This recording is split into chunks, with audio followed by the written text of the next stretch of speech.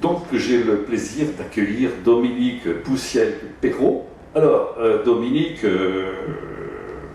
on ne va pas révéler toute votre identité, mais c'est important parce que vous êtes mariée, vous êtes une jeune maman, et alors vous êtes à la fois auteur, éditrice, vous avez plein d'activités. Alors ce sont quoi vos activités?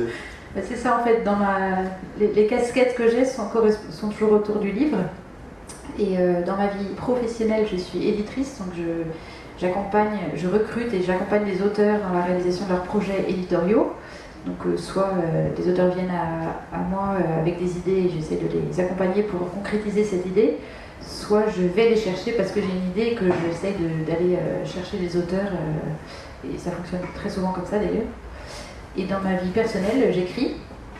Voilà, donc quelques ouvrages, à la fois des romans ados, des romans jeunesse, des romans d'aventure pour l'âge vraiment fin primaire, plutôt collège. Et donc ça c'est aux éditions Teki, et puis tout récemment là, un essai aux éditions MAM, donc là c'est pour des adultes. Alors, vous avez publié, si j'ai bien compté, 4 romans. Oui. Alors le premier c'est le combat de Sumalé. Le premier c'est l'île d'Arthur.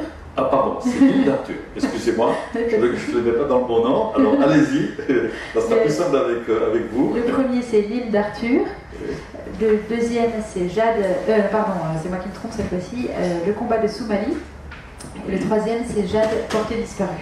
Alors ces romans, sans en révéler, je dirais, le contenu, parce qu'il faut toujours se laisser un peu de suspense. Le suspense, surtout la découverte. Ouais.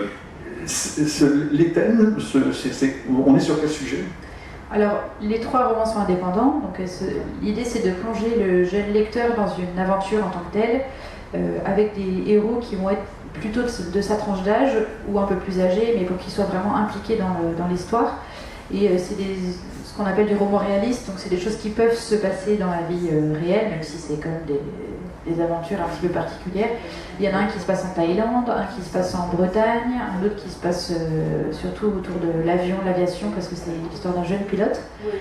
Donc il y a vraiment un mélange. L'idée c'est d'apporter aux jeunes lecteurs des belles lectures, enfin, c'est vraiment ce que j'essaye de faire. Et puis de leur faire lire des histoires qui sont agréables, qui leur permettent de sortir un peu de leur quotidien, tout en ayant des valeurs humaines, des valeurs profondes, comme l'espérance, l'amitié, la confiance dans les adultes, plein de choses comme ça qui sont distillées à travers les histoires, parce que je sais que ce sont des choses qui sont très importantes aujourd'hui.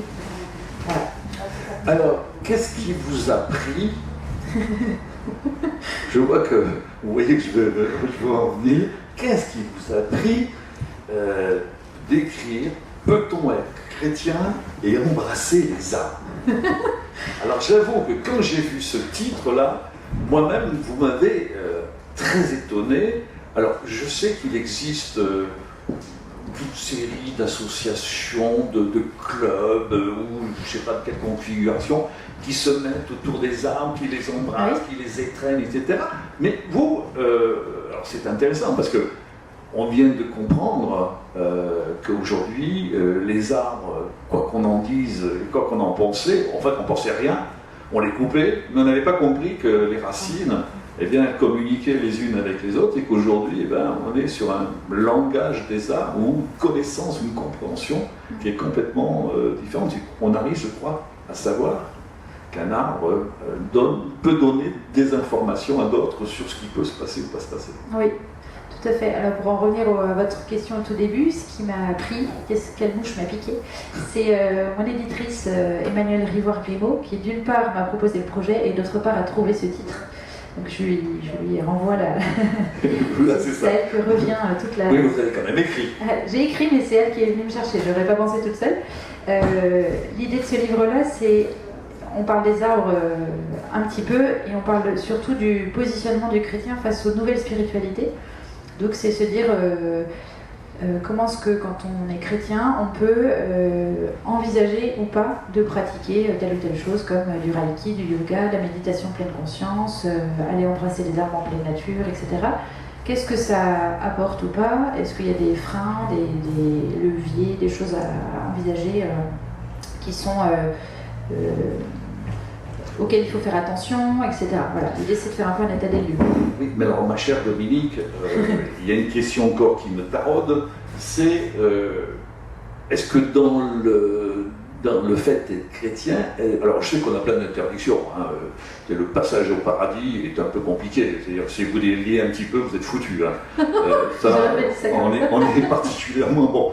Je sais de quoi je parle aussi. Bon, alors j'ai fait pénitence, mais bon, il y a la récidive, hein, c'est ça qui était terrible. Mais comment vous pouvez, on n'a pas d'interdiction, je ne vois pas dans ce qu'on appelle les évangiles quelque chose vous disant que vous n'avez pas le droit d'aller embrasser les arbres. Non, justement, c'est ça qui est intéressant, c'est de se rendre compte que comme ce genre de sujet est aujourd'hui très ouvert, beaucoup de médias en parlent de toutes les façons possibles, l'idée c'est de faire un petit point, tranquillement, pour ramener les gens aussi à leur bon sens. Se dire, voilà, qu'est-ce qui ferait que cette pratique serait embêtante, serait en désaccord avec une foi, une pratique religieuse ou autre. Mais c'est n'importe quelle pratique religieuse. C'est pas lié simplement si. Vous, c'est chrétien. Oui, moi parce c'est qu'on aurait pu parler des musulmans. Alors, dans les chrétiens, on a les cathos et les protestants, on est d'accord? Non, parce que les protestants, à mon avis, ils sont plus ouverts, peut-être plus ouverts. En fait, les cathos sont très ouverts, c'est ça qui est intéressant. Oui, c'est ça qui est intéressant. C'est de toute façon dans toutes les institutions, les discours sont multiples et on le voit effectivement même au sein de l'Église, il y a tous les partis pris possibles. Donc il y a des extrêmes d'un côté et de l'autre. Il y a ceux qui sont formellement contre tout et ceux qui sont assez souvent pour tout. Et il y a les intermédiaires. Bon voilà, l'idée c'est que moi c'est une ouverture de porte. L'idée c'est de se dire qu'est-ce qu'on peut faire. On essaie d'enlever tout ce qui est peur, qui est faux discours, etc. On fait le point tranquillement et par exemple, aller embrasser les arbres, effectivement, ça fait de mal à personne. Le tout, c'est de savoir dans quel état d'esprit, avec qui, comment, etc. Alors justement, si les gens viennent prendre les arbres, les enlacer, etc., ça correspond peut-être à un besoin. Ben, pourquoi pas? Et surtout, ce qui est intéressant, c'est vous n'avez pas interrogé des gens qui pratiquent ça, Je suis allée, en fait, je me suis beaucoup documentée, et notamment il y a pas mal de paroisses catholiques en France qui de plus en plus organisent des espèces de sorties le dimanche pour aller ensemble en forêt. L'idée c'est de se dire, on se rapproche de la nature, parce que la nature c'est quoi? Pour un chrétien, la nature c'est la création. La création, du coup, ça nous rapproche de Dieu, c'est ce que Dieu a créé pour qu'on soit bien, nous on fait partie de la création en tant qu'hommes et femmes.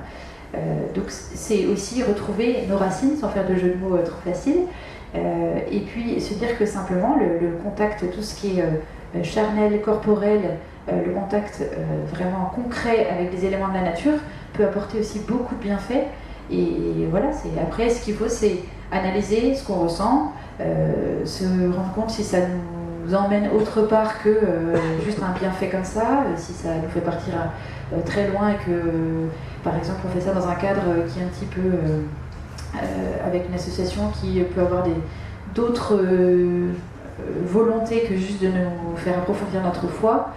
Voilà, en fait c'est ça qu'il faut voir, c'est un peu les garde-fous, avoir du bon sens et savoir où est-ce qu'on met les pieds. Donc, moralité, souffrons, et exceptionnellement, alors autour des arbres.